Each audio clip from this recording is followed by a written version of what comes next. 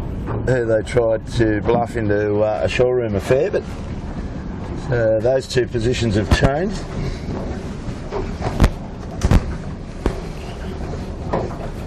So I think this fleet's going to spread out a bit here today, Kilo, but then I suppose the markers bring it back, close things up again, can't they?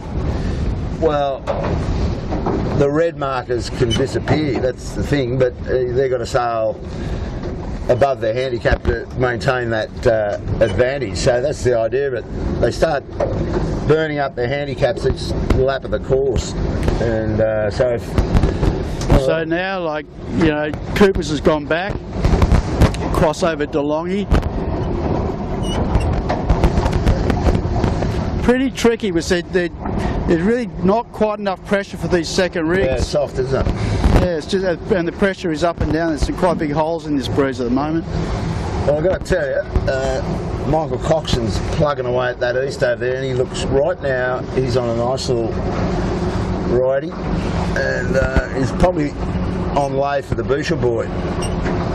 So you can see he's going past, Elaine, if you come round, you just pick up Michael Coxon's furlough. You can see he's just putted straight past the first of the red marks. That's where your young bloke, Ashton Rooklin, is heading, and he's probably not in bad shape to lead around that. I can't see DeLonghi at the minute. No, DeLonghi's right behind us. I think he's on lay, is he? I tell you what, like, DeLonghi, Ash, they've actually come back not too bad in that last sector there, and they're actually pretty close to DeLonghi, so it just shows you how deceptive it can be, you know, from where we sit sometimes.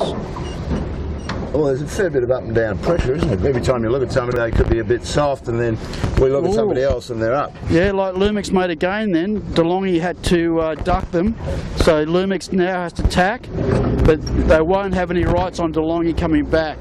So, well, I'll tell you what, David Witt is the leader at this point. He's sailing straight at his blue turn mark. Michael Coxon is sailing straight at his white turn mark, but David's going to get around first, I would think. How do you read that, was it? Yeah, well, actually, you know, I think that it's going to be DeLonghi and Lumix actually leading, because they're taking more of the shortcut. And look, Lumix going over the top of DeLonghi. So the young blokes have done a good job there. Smegs around, so is Panasonic, and they lead on the racetrack from DeLonghi, so this has been a really good wash up of these handicaps. Michael Coxon is about to go around his scratch mark, so he's around now, so this is going to be a good race, down here. This is like having a scratch race with some of the back markers thrown in. DeLonghi and, well, you wouldn't say Panasonic's a back marker normally, because they usually lead these races off scratch. So it's a mighty fine looking race. And Rob Flanagan's got the Fisher and Paykel up there. Keegan York, also a red mark rounder. And the kitchen maker with the ever super cool Pistol Pete after he had the quadrella this morning, so he's working feverishly on that black chute. Good job, Peter. So I tell you what, Kilo, with all this east in it, these guys are going to have to fight to get around the Shark Island. Yep, it's looking like that. Yeah, and so really our leaders at the moment are Lumix out front, DeLonghi, Smeg, nothing in it, Appliances Online, Michelin, the last outing for this particular hull. And she goes to the scrapyard, I suppose. What do they do with them, Kilo? They usually end up in Europe. Put in a container, somebody falls in love with them over there, and they rebirth them and carry on. So I'm thinking David Witt, with his nice riding moment, might go all right on this angle. Was it? Although your guys are coming up nicely. Lumix, bow up. He's getting up there. That's good. Yeah, no, it's they'll definitely have to drive now. It's just getting softer. And Lumix is getting lifted big time. And DeLonghi's starting to slide down the inside, so they've got better pressure. Lumix in softer air. And they're going to have to make a decision when to put in the jibe and come out. So this breeze is really shifting a lot, and it's certainly up and down in pressure. So there goes Smeg's jibed out of shot. Now Lumix got nice pressure. Yeah, that's good. Now the young guys have got to be careful not to get suckered too far under Nilo. They've got to make that decision early. They'd be wise and just step down. Yeah, exactly.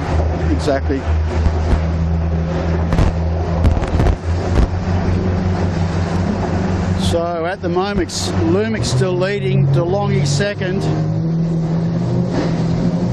We'll get in here and have a look at DeLonghi. So these are two of the boats that we've picked for the podium. So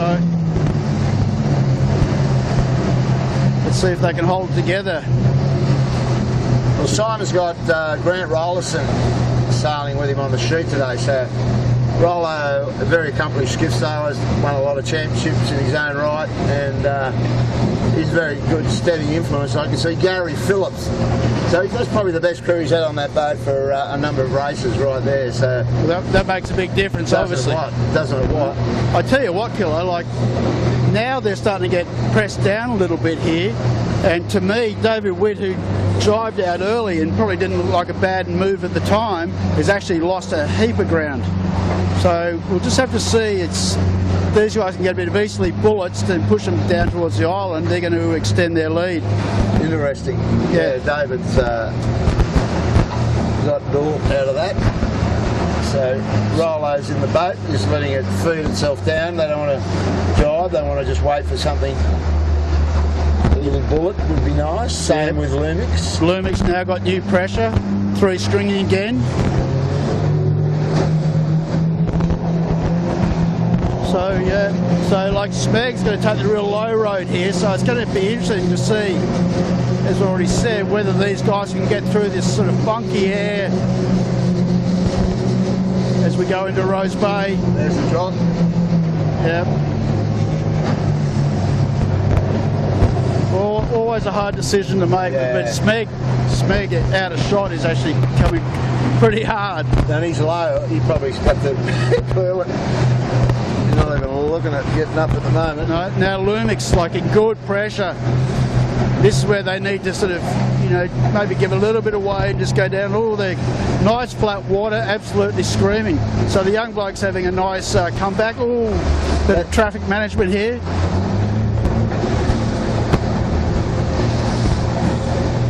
Look, this is working out really nicely for the Lumix.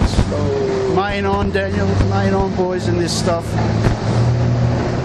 He wants this bloke to stay where he is. Just some more obstacles for the young colt. Ashland gave you a good thing. Lumix leader is at the Shark Island Termark. First time, big drop off the.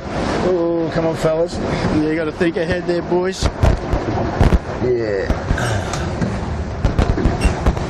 So they said in Top Gun, don't screw the pooch. That poor old pooch cops are hiding. Yeah. So they got a nice little break here. Yeah, they have. So he should go across a bit more weight to get a bit of pressure to jibe on. Yeah, they need to fire that up and get down towards Point Piper a little bit with the breeze so far in the east. Simon Nern on a little hot one coming in here, second at the... And where's our mate? Oh, David Witt, he's lost a heap of ground. Still got the chute on. Okay, Lumix jibes, out of shot. And yeah, Witty's lost about 5 places there, hasn't he? Yes, he has. And Rob Flanagan's doing a good job. He's just ended up nice and high though. And Keegan York Global, Compass Global Markets, I should say. Dave is just going to take some paint off this turn mark here. Nice and low. Yep, and the hood's going to go through. Yeah. So he didn't lose that much in the end because he went round with appliances, didn't he? Well, he was really with DeLonghi. Remember on that run? Oh, that's right. They were sort of question mark second and third, so he's lost a bit of ground. DeLonghi actually getting pressed down there. Lumix has done a nice job. The boys have picked that angle really well. I'm trying to see if Mojo's still with us. Oh, yes, he is. He's right up there and trapped underneath Steel Point. That's not very flash. We've got Howie Hamlin coming in hard behind us, Elena, if you just want to pick up him. He's sailing on invitation again today. Howie from California. Got Daniel Phillips sailing with him. Yeah, Dan Phillips. So he's got Dan out of semi-retirement. Dan said he's going to be sailing the Cherubs with his kids. So you probably couldn't ask for a better coach / dad to teach you how to sail a skiff than Daniel. So the scratch boat race is in favour of Michael Cox and Sterlo Fisher lawyers. Oh, rag and famished. Oh no! I don't know if you can see that, Elena. He's just had a major the yacht got a bullet rounded up in front of him, and consequently, Rag had to rag it. So good race across the bottom now between the islands. So Howie, he's super keen still with his sailing. He looks super fit. Oh yeah, he's another guy I think that does yoga and meditates. Just doesn't seem to age. No, he's an amazing athlete. Sails a 5-0 in the World Championships. Yeah, everything he does well. Great campaigner. Obviously very smart sailor. So here we go. Thurlow's got a bit on here with this little yacht. Oh, what's he gonna late do decision to go high, and the yacht's turned up. So the poor bloke in the yacht was sort of stuck there. So Lumix is they're gone kilo at the moment. So the boys just need to be conservative. Well, I shouldn't say that. That's go. That's go have a go. Yeah, that's jeez. I can't believe what comes out of my mouth these days. Getting old. It's embarrassing. Just keep the hammer down at all times. No, he knows what to do, Woz. You don't have to worry about that too much. So we've got Rob Flanagan in the Fisher Pakell. He's around red marks all day. So this is how this handicap system works. You get the back markers right up in the front of the chasing pack, which is good to see. They had a problem with they had a dive like all the boats did up the top mark last week, and just trying to send an email to the guy on the yacht here. But anyway, one of the guys, I'm not sure what his name was, but he ended up getting a trip to the hospital. He landed on his head in a bad way, and they had to keep him in hospital for a couple of days. Keep an eye on him. They were a bit worried that he might have broken something in his neck, but anyway, it all turned out okay. But these boats are dangerous on days like that. You start sticking the bow down, stop the whole program at 20 knots, everybody's going to come unstuck, so that's when they get real hairy, and just got to find good things to land on. I heard the guys managed that situation really well. Dougie Cameron on the rib, they got him on board safely, like keeping his neck in place to make sure there's no further injury, then deflated the rib when they came to shore, transfer him to the ambulance. So that was really good work from those guys on a tough day. Yeah, and it's not easy on bouncy waves, and a real tough gig that. And lower down here, was it? Have a go at Asco and come around. Elena's got them. Kilo, both Compass and Smeg, really late drops. Compass got it done. Just looking at Asco, and the rag ended up getting blown down across here. They didn't have to jibe to come in, so they probably hauled in. You can see the difference now between the rag and Michael Cox, and there's a good coming together here. Coco's got a bit on. Yep, so he'll have to do the quick jibe drop. Ooh. Plenty to do there, and rag just nicely over the top. So plenty going on here. Rags, very late drop on the rags. Geez, get it off, boys. So they're the two. This is going to be all pretty messy here, Kilo.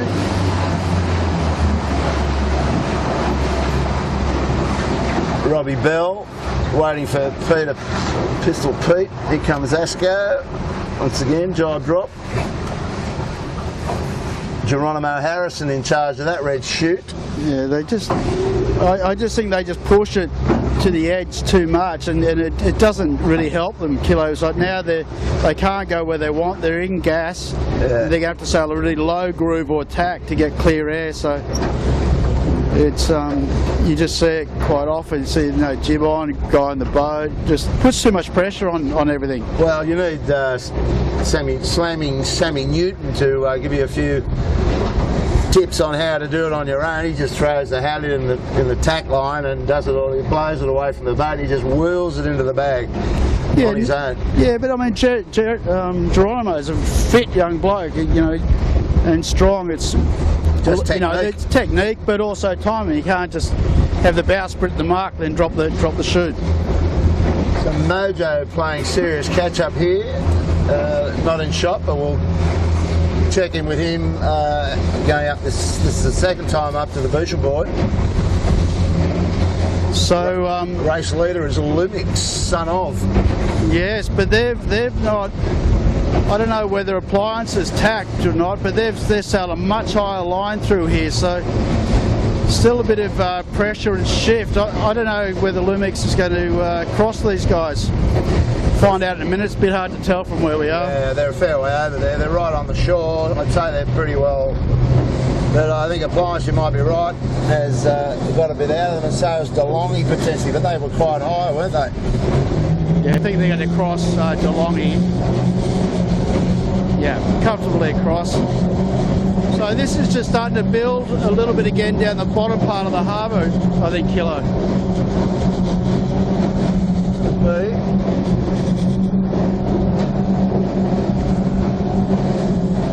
So we're on that lap where we do the windward leeward. So it's straight up and then straight back again. Correct, yeah. So a bit of VMG running. Yep. And this lap. So DeLonghi and Panasonic have got the red mark again, and Appliances Online is going around a blue.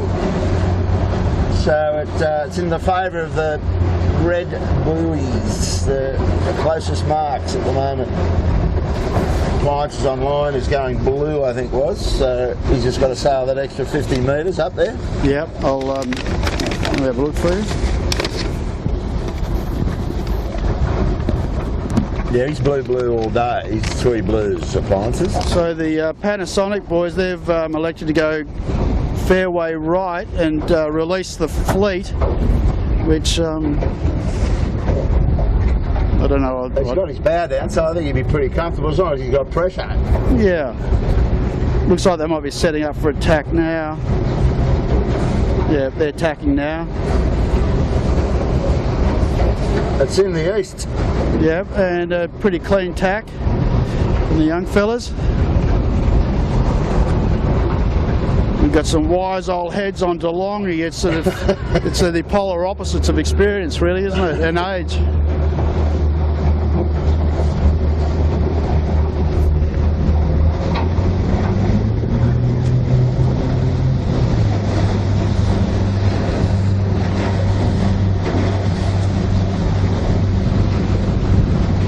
So are these guys going to stick together for the JJs? Look, I don't know. Grant Rollerson just... Oh, sorry, Elena. Did they get it?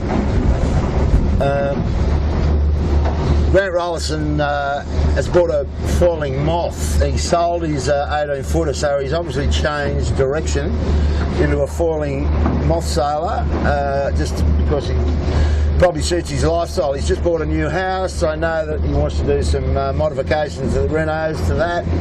So yeah, I think it just suits him to come down and jump in with Simon. He had an injury to his something or other, some part of his body that kept him out for the last few weeks, but he's back on board. I think, to answer your question, I think Rollo's going to sail with Simon this year, and not sure who normally would do the bow. He's usually got Kieran, the Kiwi guy, who's solid as a rock in the bow.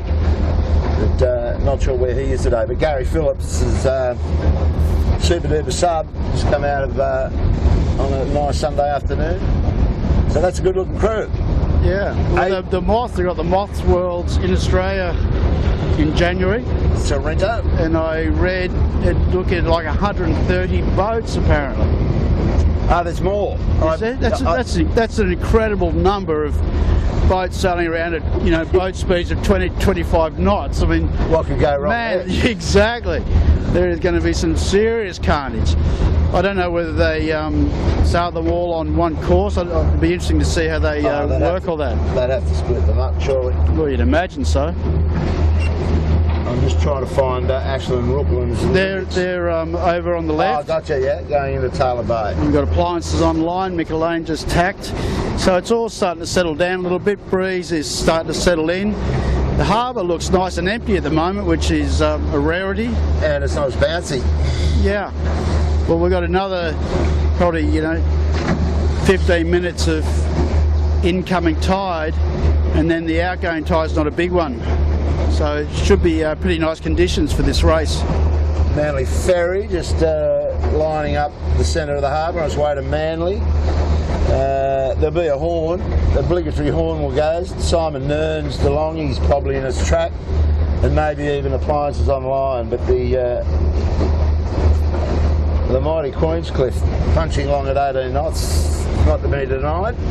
Hey, they're going to have an issue, aren't they? Appliances. I don't have the boys saying they're about to get. I know Mick is onto it. Yeah. They're about to get a loud hoot, perhaps. Well, he's in the zone about now, so might be smart either get across or tack back right now. I think he's committed. I just looking on. I had a great morning online this morning. I was last night. I watched what happened. The Brunel won the leg into Abu Dhabi. Good on them. But I saw some more stuff this morning where the other boats got in Abu Dhabi across. There was a replay anyway. But I tell you, I was only thinking, and Alan Block from Sailing Anarchy posted a little promo for a big interview that he's doing with Nico, and I was just thinking, boy oh boy, Nico, you consider this time last year, Nico was on this harbour sailing the Mojo. Now, talk about an emotional roller coaster ride that he's had in 12 months, not even 12 months. He was he's done more hair pulling out than Tony Abbott, I would have thought. Yeah, unbelievable. I mean, he was here, well, as you say, even in March or February, he didn't know what he was going to be doing. First of all, there was that talk of Team New Zealand and Camper doing the race, and then I believe Camper didn't want to go ahead, or one of the parties didn't want to go ahead, so that gig was over. Then he was looking at, maybe sailing with someone else, but all the slots were getting taken up because he was committed with that Team New Zealand Camper deal. And then, at the last minute, through the Volvo headquarters organisation, they've got Team Vestas on board as a sponsor. They had a boat, 80% finished. Did the quick finish up, got that all going, had hardly any testing, came out, showed promise really for throwing it together quite quickly, and then the disaster. Yeah, but you wouldn't want to have his phone bill. I mean, Nico must have made 40,000 million phone calls to get all that. I mean, just to get the boat sorted all out with a sponsor, all the details of all of that arrangement. And then he's got to get a crew underneath him. And most of the crews have been gobbled up, haven't they, at that point? They're all headhunted. So he's ended up with a mighty good crew.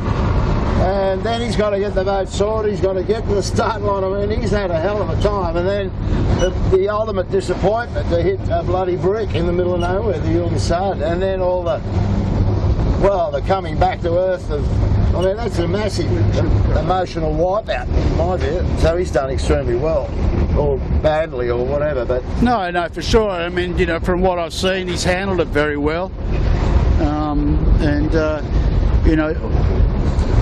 I suppose, at some level, taken a huge negative and turn it into some sort of positive for him on a personal level and for the team in the way that they've, dealt with themselves after, the initial disaster, and then, all the PR afterwards. So anyway, we'll see what happens there. But I don't know that they've got another boat sitting around. Wow. Anyway, back to us. I got your son, Ashton. He's doing a good job, I've got to say. Got to be happy with him. Happy with him so far. Always happy with him, but they're staying calm and cool. It'd be nice to see them, just keep it all together and finish this one off. Great confidence booster for them. Has Ashton ever thought about, he sailed in the cruise down here quite a bit. He sailed on Asco a couple of years ago. Do you reckon he'll get keen to want to take a boat and get a crew together? No, he definitely does. It's he was looking at one option, which we're talking to some people about, where he could step into a well organised campaign, but that didn't pan out. Then he was actually offered the Smeg at one stage, but we had a discussion about it, and given that he's just started a new career and he's doing his trade and he's got his moth, you know, just felt it was he really didn't have the time to do it justice. So he definitely wants to do it.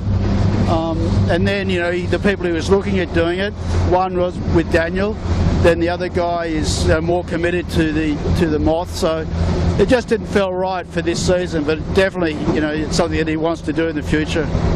Well, he's got youth on his side, that's for sure, and it's always good to have a plan for these boats, because you can't do this half-heartedly, can you? You've got to go full bottle or not at all. Yeah, absolutely, and that's the thing we discussed. It's a big management exercise. It takes a lot of time if you want to do it well, and I think to do it, you know, half-assed is just not the go. It's just too much work to not do it properly. So anyway, we'll see. Maybe next year, or who knows. Yeah, all right. Okay, okay, I can see the red mark. It's you're just setting up for the tack back to it now. He'll be a little bit underneath it, give him a bit of another tack in and get the bow down, and he'll be on his way straight down. This is a nice lead, by the way. He's got, I can see appliances online. They're right across coming out of Chowder Bay on the point. Ashland's going to win this by a country mile. Well, we'll see. Don't put the knockers on him. But I was just watching that tack then. It was good. They took, you know, they're not rushing things. They're taking their time, and it was nice and smooth. And that's what you need to do. Just be consistent. You know, if you try and rush all this stuff, you actually end up doing it slower in net speed. So this breeze is starting to build nicely now, Kilo. It's all that sort of puffiness is gone away from what we had on that first lap, and it's actually just starting to even out on pressure and build nicely. And I think they've gone up here. Oh, maybe appliances online might have pulled a little bit of time out of up that beat, but I think I don't think anybody else has. So they're obviously sailing the boat well through the water. Well, they've dropped a longie right off the back of them. So yeah, they've smashed the longie. They're gone. Yeah. So they're going to have a nice little 1 minute plus lead once they get around this mark, setting up for the tack. So we'll see how he goes in the Barraway as the breeze increases. It's still plenty of manoeuvres to do yet. Just got to keep the mast to the sky, as they say, Kilo. Yeah. Keep it safe. Yep. Boat under the rig is nice. So definitely not lacking in boat speed, this boat. No, it's quick.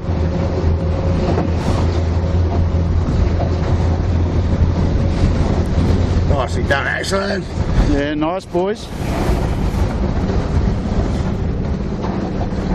Ashland might want to come up on a higher hook setting. Yeah, he's down there. He's down there.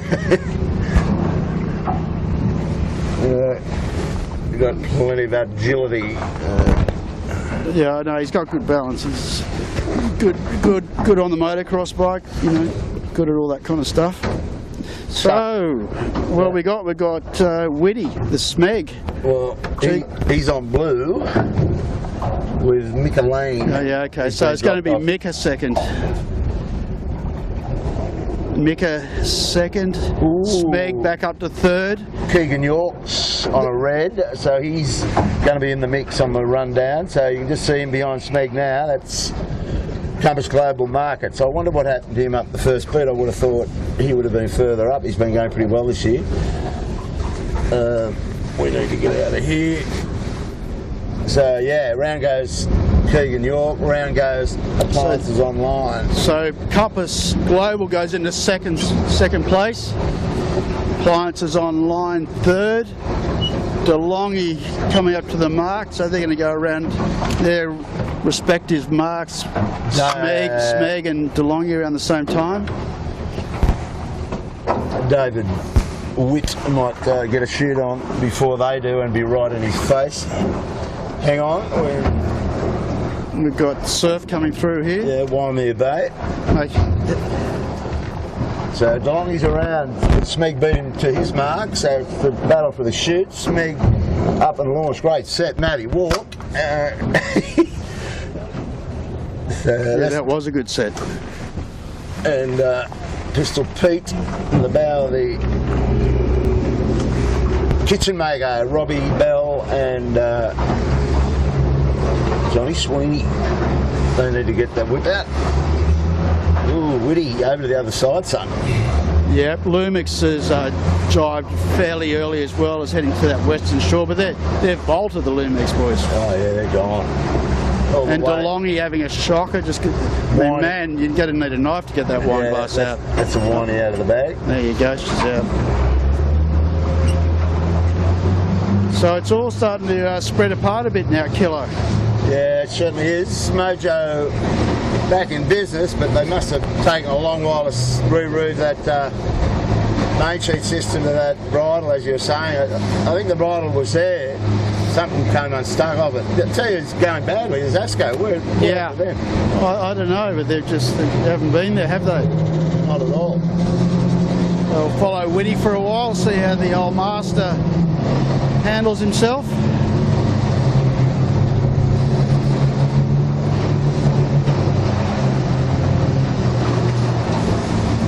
So I believe for the Hobart with the new boat, they've got to do a 24-hour run. They've done it. They were out. They did their 24 hours. Okay. I think so. Well, it was a 200 miles, isn't it? I don't know what it was, but he said they rattled off 200 miles the other night. Oh, okay. I thought they actually had to do the 24 hours. Well, they might have done so, and then I think sometimes what they do is they motor around outside Sydney Harbour for 11 hours. With a delivery crew going ashore to a restaurant. The pizzas come ashore, and that's their qualifier. Sounds doable. So coming up for a jibe here, Whitty's going to put it in amongst the fishing boats just for a bit of fun. There he goes. Look at him. He loves it. Oh, a bit rough there, Whitty. Come on, mate. You could have gone a bit closer. Yeah. These guys might have lines at the back. What was that? Sailing boat. Crazy people. All right. So now appliances online coming back to the west. So the gap hasn't changed much between Smeg and appliances.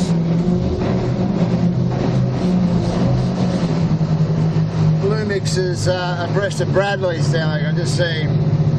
They've just gone. They've obviously had a very good run, but they've bolted down there. Through there. You can see him through Smeg there.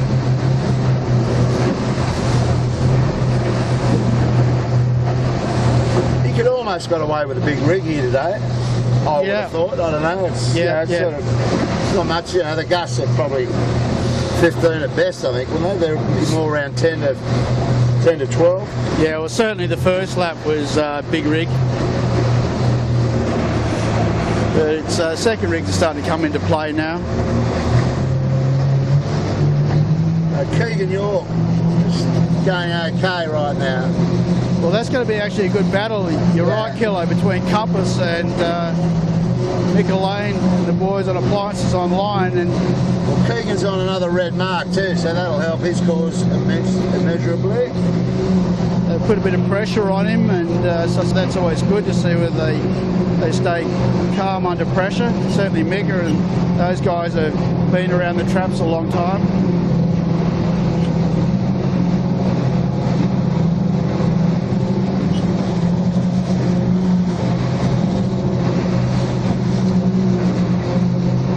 Neville Crichton is out here with his new McConaughey 38 Maserati, and got his 1,000 horsepower cigarette coach boat from Miami Vice. That's quite a unit, isn't it? That is a unit. Have you been for running that? Yes, I have. It's you want to hang on? yeah. Now, Keegan doing a damn mighty fine job here. Yeah, he looks very comfortable, doesn't he? Yeah, they look good. And just got to get the old story. You've got to get off that start line and give yourself a shot. And not break gear, Kilo. Yeah, not break gear. Yeah.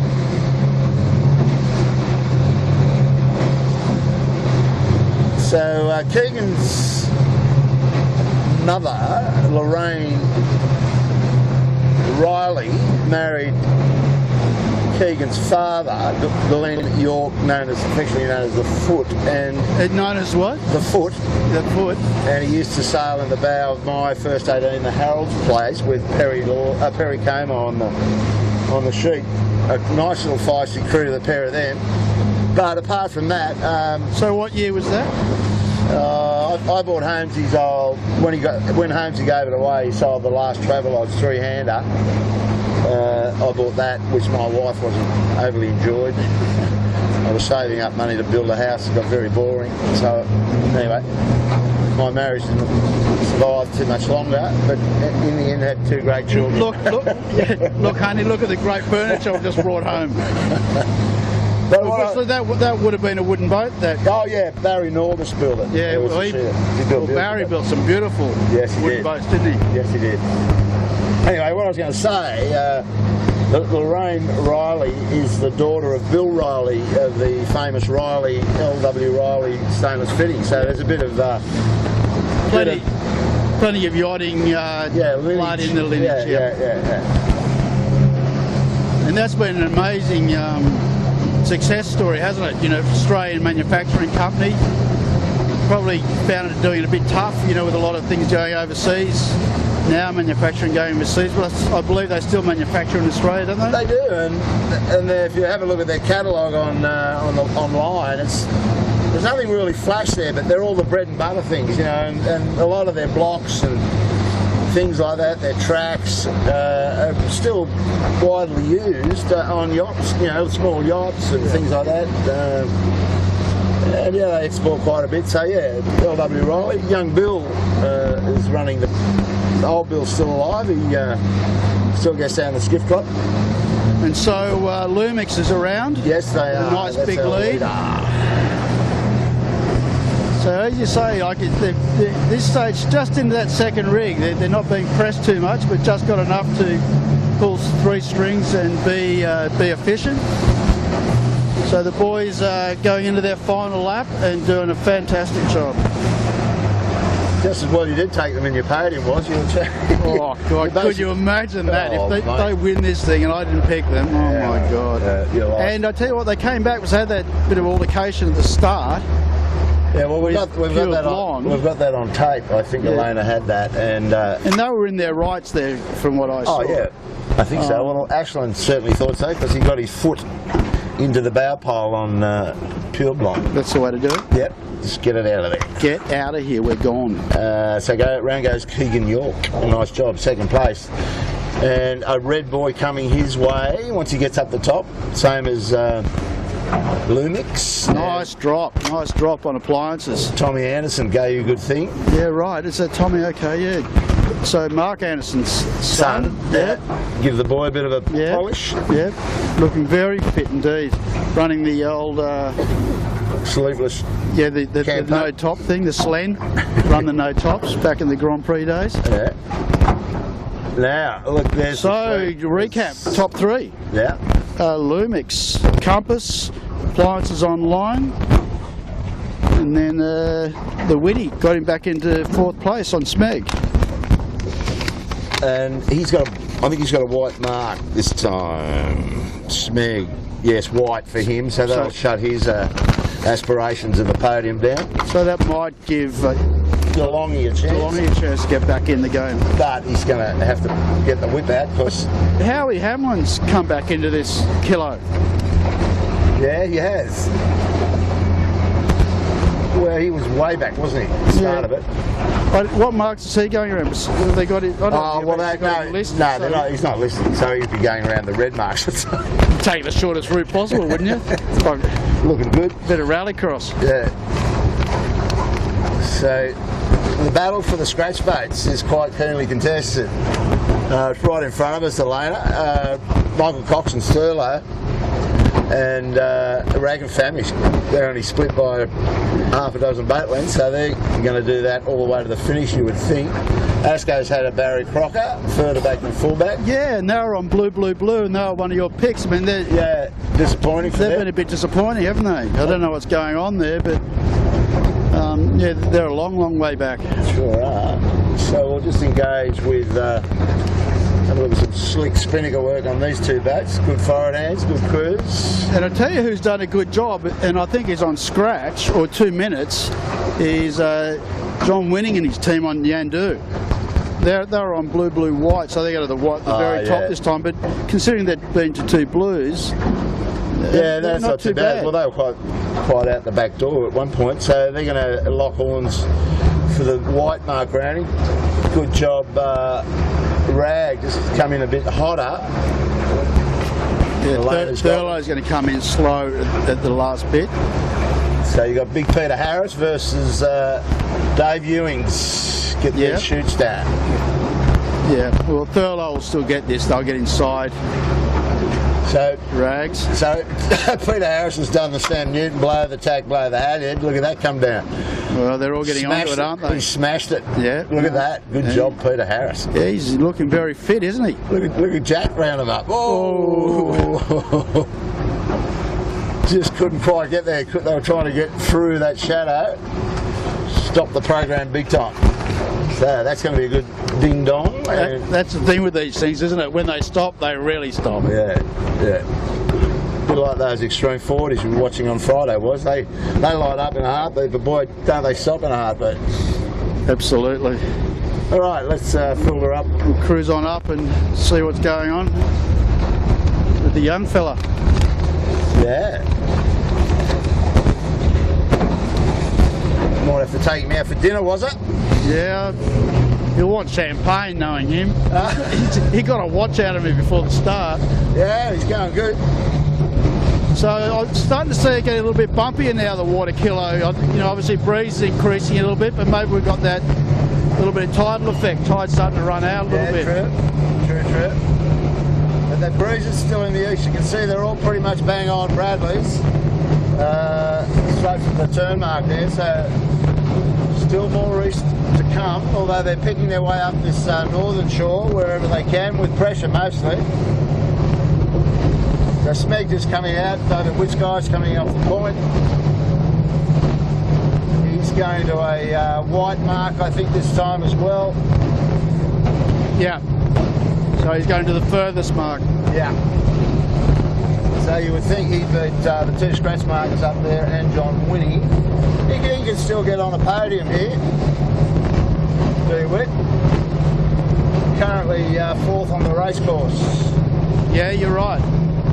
If they can have a clean last lap, they've got a good chance for a top 3. And that was one of my picks. Who did I got? I think I picked Mojo, Lumix, and DeLonghi. You did. Well, the Mojo's let me down. Well, yeah. Got to do a bit more boat work. Yeah. That's the thing with these boats, they're so conscious of lightweight fittings. I looked at that jib pulley that Coco blew up last Sunday. It was in the bag in the park, and man oh man, it looked like a pulley that you put on a parrot.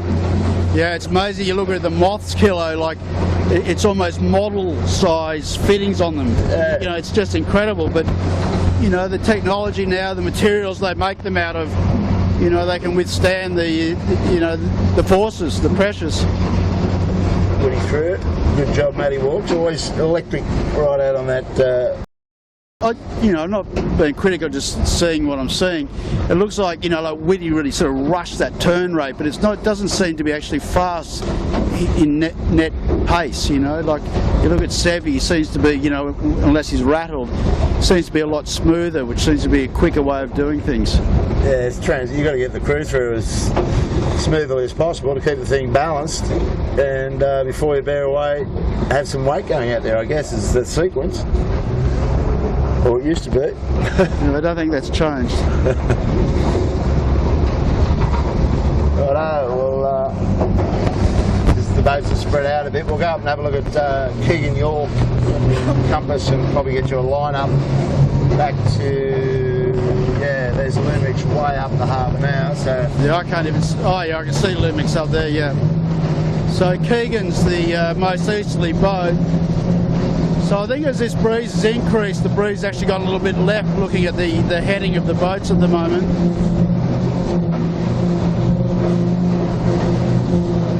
Has he had a top 3 this year, Keegan? I think so, yeah.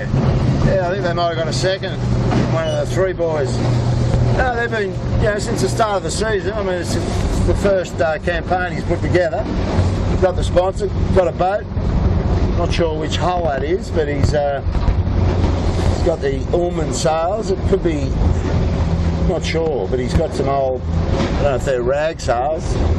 I mean, Brucey Hollis, he still comes down and you see him out here and he's still putting the effort in. He's super keen, that guy.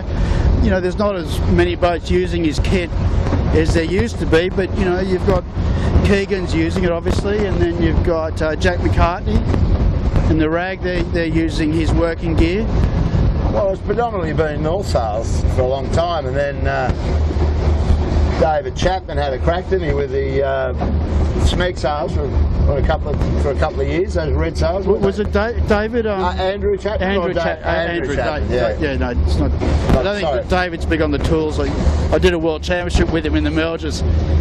Great young sailor, but I don't think he likes getting the tools out too much. Killer. Oh, righto. The other sailmaker that's come in with some good results is Nick Daly, isn't he? Quite a few boats that got that set up. And their fast Asco got him. And Woody. John Winnie's got a set. Yeah, that's it. Yeah, so it's good to see that it's not just dominated by one, but yeah, I suppose you go back 10 years, it was sort of half really, Ullman and North, I suppose. Get a bit of a wave set up here, boys. Get a bit of wave back. So definitely increasing now, but it's still not that pressed in the second gear. Whoa. Their second rig. That's a nice, comfortable cruisy day. Making it nice and easy for Elena and the camera, who is doing a fantastic job up there, trying to shoot, up to 500 metres off a little platform going up and down the harbour, accelerating up to 25 knots, down to 5 knots, spray, and she's just the girl for the job. And it's quite amazing. I mean, really, it's easy to sit back sometimes at home and go, oh, the shots aren't crystal clear or whatever. The people watching got to remember, like, there's 3 of us on board, and all of this is being out there into the cloud or whatever it is, Kilo, and then broadcasted live out to people's computers and stuff. I mean, just incredible technology, and it's come so far. Well, it is, and it's all off the shelf. That's the only reason we can get our hands on it. If we had to design your setup, we'd have no chance. I can tell the audience, and I've been pretty excited about this. We're going to get a stable 3-axis gimbal, what they call a DJI Ronin gimbal stabilising whiz-bang thing from America. You can buy them off the shelf. We're getting our hands on one coming into the next part of the season after Christmas, and we've had a crane built. So what we're hoping to give you is stable pictures, folks. There's been lots of people telling me that they get seasick watching this. There's not much we can do. It's just what it is. But with a bit of luck, this Ronin, with the crane that we're going to set it up to support it on the boat, will deliver the goods there. And what that should translate into, is sharper pictures, because the poor old camera's on auto focus, but it's got a lot of work to do with the camera moving around, obviously, to focus itself. And as you say, Kilo, and I know firsthand, I've been coming out with you for a few years now, and just testify to how much effort that you have put in to make this happen and to bring these images to people, and the budget, which is almost non-existent, to make this happen. And if it wasn't for obviously the club and for Winning Appliances, we wouldn't be getting this at all. Correct. So good little battle here. I mean, Keegan's had a good beat. They've done well up that beat. They've lost nothing in terms of time to Appliances online. And I got to say, my young bloke and his team on the Lumix have also done a good job, and they've held their gap from the bottom mark, I would say. Yeah, they're just bulletproof today. By the time you look at them, they're galloping along nice and flat boats tracking, and they look like they're enjoying themselves, and they would be because they know they can win this race. All they've got to do is keep it upright. Well, that's it. And you know, it's funny what you say, enjoying themselves. You know, when you're relaxed, sometimes it's sort of, you don't get all tensed up. It can tend to come a lot easier to you, can't it? Yeah, for sure.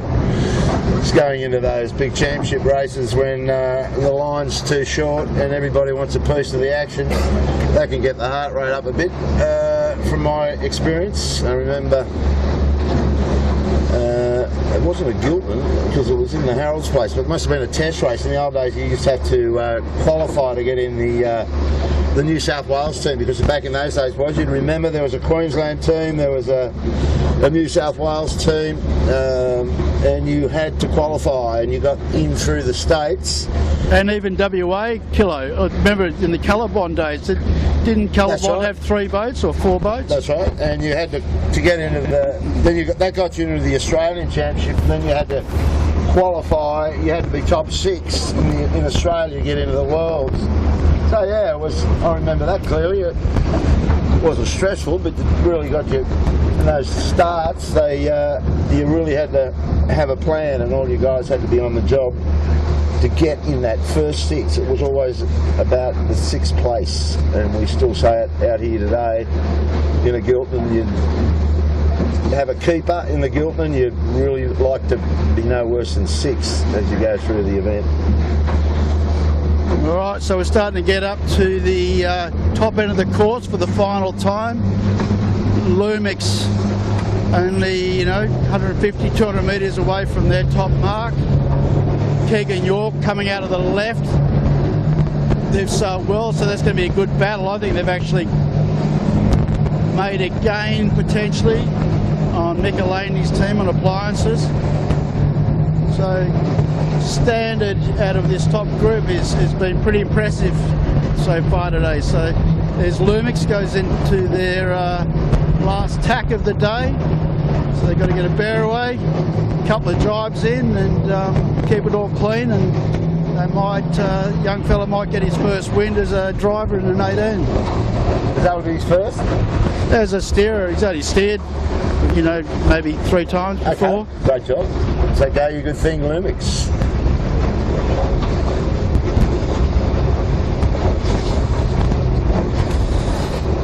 Off they go, shoot up. Good look. So they got that one done. Now we wait for Mika and the boys to get up here. This is looks like it's going to be almost a 2-minute lead, Warwick, the young colt's got. Well, if you didn't steal my watch, I could have timed it.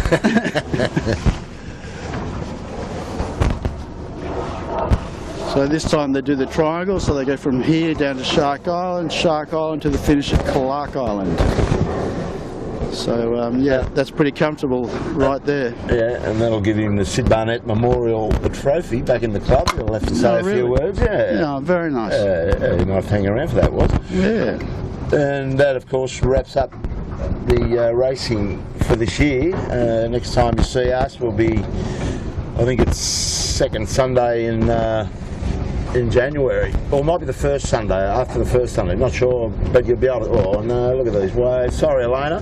So that'll be another Christmas, another Christmas down, another Hobart down, and another New Year's Eve fireworks. Where did that nice going, it's like offshore powerboat racing here. We're covering all bases for you in the camera cat. We've got the rally going, the sailing going. Where did those waves come from? Yeah, that was big. So anyway, Mick Lane, second on the racetrack, got round that blue, and that's the other thing. I thought Keegan York would be on red, but he's on a blue, so that's punched him back to third. And the Lumix is nearly at Shark Islands. Well, we're going to have to hightail it down to the finish. We need to see your boy go across the line, that's for sure. And so we get a bit more powerboat racing on board. And we should be able to camera can. We should be able to catch up with those waves. They're not that far away. Have a second bash at them downwind this time. Oh, there they are. Hang on, Elena. get Kilo's steering technique and throttle position. Straight, split them up the middle, mate.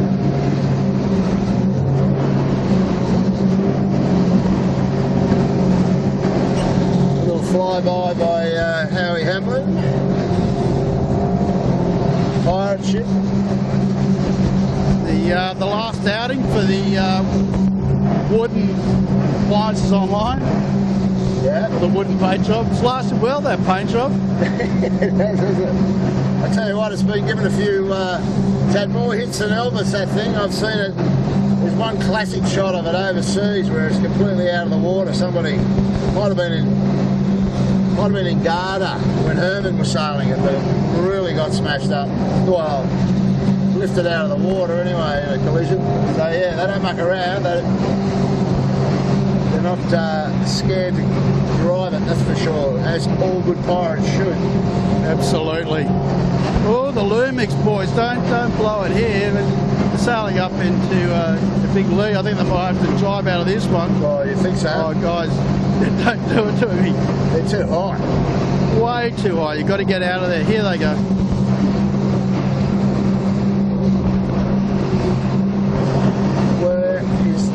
Well, they got a good enough lead to get out of this, but yeah, that slowed them down. Just hung on a little bit too long. Whoa! Here we go. This mad dog in front. It's what tourists do, come and pay for and do for fun on Sydney Harbour. Well, we're still not clear of these waves. It's like a tsunami, was it? It's all happening. So the boys being fairly conservative there, which is not a bad thing, but maybe haven't gone quite far enough and just starting back into the lee again, so it's lucky they're not being pressured in this last section.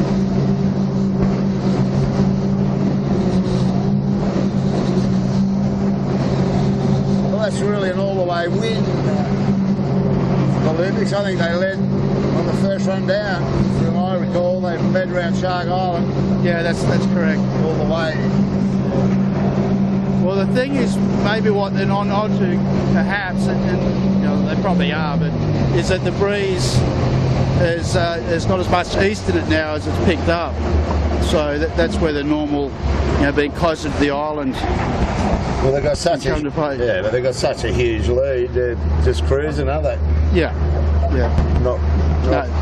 I mean, there's a little bit of breeze coming. They're going, get in a second. It's just so up and down in here, isn't it, Kilo? Like, we look at that, though. 3 in the boat, and now they're pressed to get around. Yeah. Fully headed. Oh, yeah. That's hard work, actually. That sort of sailing. Oh yeah, that is hard. Daniel Nixon doing a great job there. Just come back a few weeks ago with his family from the US, where they did the Melges 24 US National Championships, and the family, his dad, his mum, his sister and his girlfriend sailed as a team, and I think they were 6th outright and were champions. Right? Yeah, so just a fantastic effort. Yeah, good family arrangement. Yeah, so this is where these boys need to drive a little bit earlier than last time. Well, I can't. Oh, there's Michelin. Yeah, here they're going for the jibe now, Kilo. Ooh.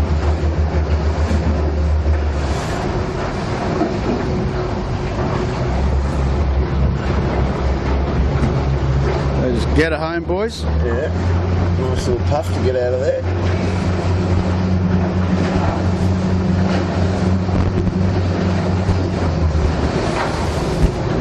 So up and down, isn't it? Sure is.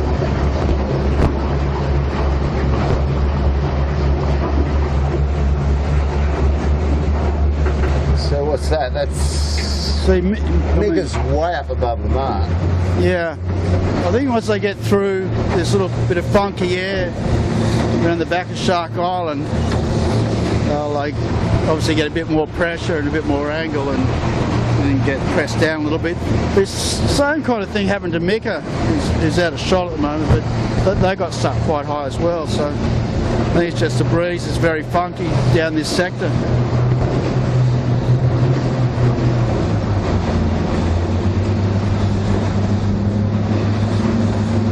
So about to get hit by a little bullet coming over the top of the island. And another 50 metres, they'll be out in the clear and in clear air again. Getting the bow down now. There we go. Send the boys. That's a great shot, isn't it? On the run to the judge on a Sunday afternoon. That's it, Opera House in the background, the Harbour Classic. Bridge. It's classic 18-foot skiff shots, Sydney Harbour in the summer. Got a little bit of traffic coming up here, so they've got to manage that. And as we say every week, you know, as we get closer to Christmas, we get more traffic out here, and it's a big part of the strategy of racing these boats. Yep.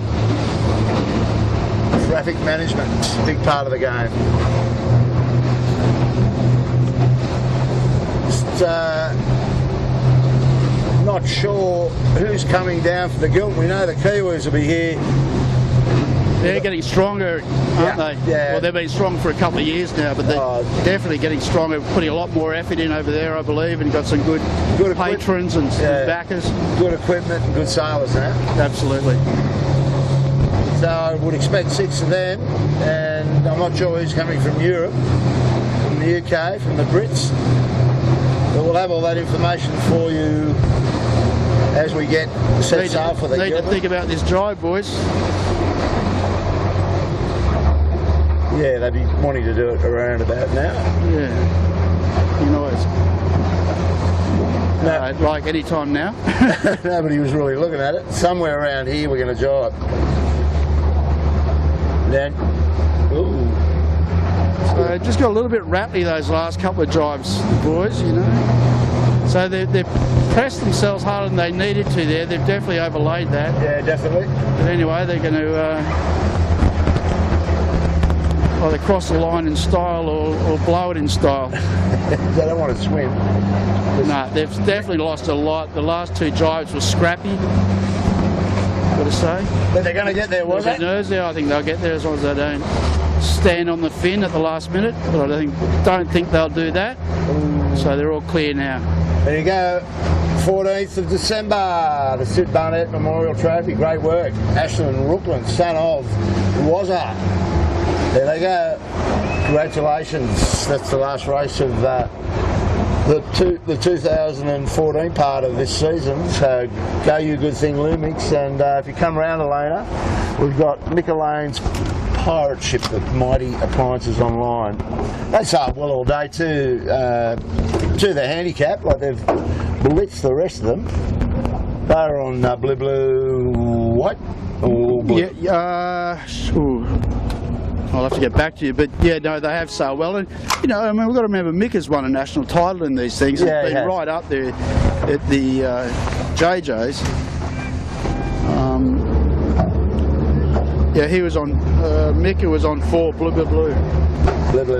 Well, that's sort of. So they actually opened up a bit of a gap on Keegan, didn't they? In that last, they've done a good last run, Mika, and Must have done. Closed up on Lumix and pulled away from Keegan York on the Compass. So he's going to be a 3rd, and then we look back to Smeg David Witt and Rob Thornton on the Fisher Paykel. I think I can see a black chute right going past Shark Island. Yeah. And then there's a pile of boats. Boy, oh boy, that back mark, that white mark. Now that's interesting. See, look at that. That, you know, like look. You can see the white mark rounding. The guy leading is Jackie McCartney. We might go up and watch that. I reckon that's going to be pretty interesting. So Johnny Winning went up to the white mark the last time. And those guys have actually got a lot more breeze than what the leaders had coming around the back of Shark Island, Kilo. So I actually saw John Winning having to flag his chute. I'm not sure who's going to win, who's going to get home. They're right out the back door as far as they're at about the 4th podium, I'd say, was it? But there's going to be a good dash for cash out of these. Howie Hanlon's elected to drive early.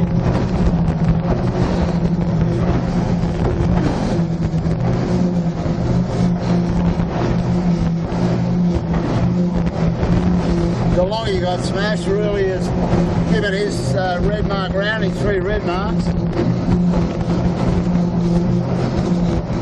they've dropped off. I can't see the kitchen mate, they might have gone through. Oh, there they are, right over the back, not his shot it was. But this is the interest. Got Johnny winning right up high. Thurlow Fisher with the white chute, black logo, and then Rag, and then Asco. Who's going to get there out of this lot? So you're saying this is the fight for the white marks, for the scratch boats? Correct.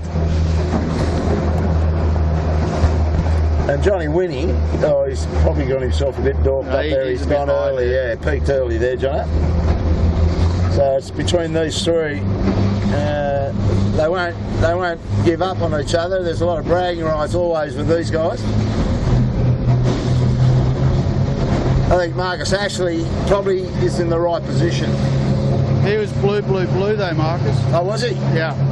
Oh, so the only guy that was on full scratch, or there was 2, was Cooper's and Thurlow and Woody.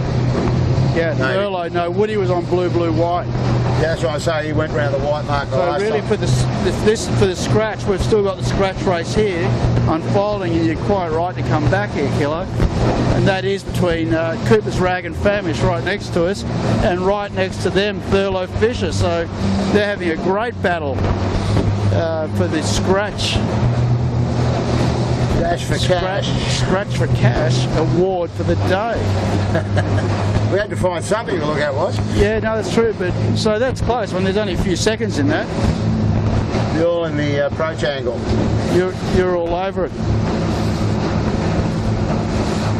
Well, Johnny Winnie, you would think, is going to jibe first, and he could really upset them here if he gets a nice early jibe in and sees how he sets up, and he could have to do another one. I'd be jibing now, Woody. Well, they're getting close. I mean, they're getting close to lay. I mean, they're going to have to just go around big power boat. They're going to have to go past, and Jack's setting up now. Jack McCartney, Thurlow, Cocko's jibed, as is Yandu. So they've all jibed. But I think, for my mind, I think Jack's jibed in a better position. Well, he's hotter. It's going to come in hot, but good hot. And Woody doing a good job. Looks like he had some repairs to the front of the Yandu. That was a spray can person doing a bit of practice. Bit of graffiti, was it? Bit of graffiti out wide in Buoys. Oh dear. A little bit of gumption might get that off. So, yep. So Jack's going to get this. Nicely heated up. With the almond sails, I believe. Yes. Almond working sails, anyway. So good, Jack. Good job, Jack. Good job, Jack. And Woody's going to get the better of Thurlow just at the death. So I think that's just about us. We've watched your son have a remarkable day, a great afternoon on Sydney Harbour, taking the money on the Lumix, and we've just covered off the back markers, dash for cash to the finish. So that's us for today. Thanks for coming along wherever you are. I hope you have a great Christmas, everybody. Stay safe, and we'll see you back down here in Double Bay early in the new year. Have a look at the website. I think it's the second Sunday. No, it might be the first Sunday. Correct. I just can't get my head around that. I think have a look for the first Sunday in January after the New Year break. Enjoy the Sydney to Hobart. That should be a doozy. The big Comanche versus the Oats versus. So we'll see you back here. And thanks Elena, the Bruin, for squeezing the trigger. Bye for now.